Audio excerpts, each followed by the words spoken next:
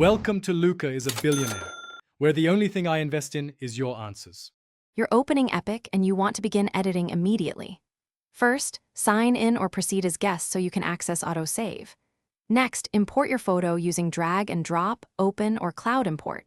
Epik keeps metadata by default.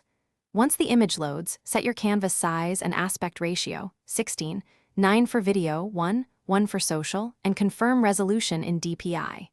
This first step ensures edits are non-destructive and properly scaled, so you don't lose quality later.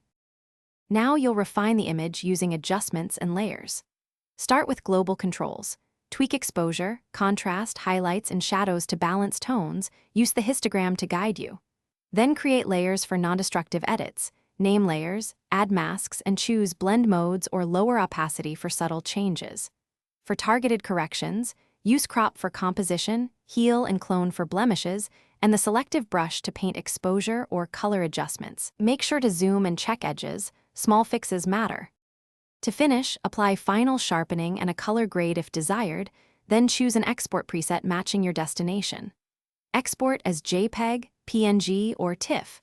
For web, set quality percentage and sRGB. Once exported, verify the file at 100% zoom to confirm no artifacts.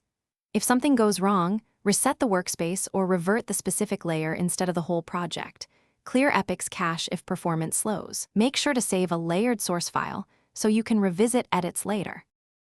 Thanks for watching and please subscribe. It's the best investment you'll ever make.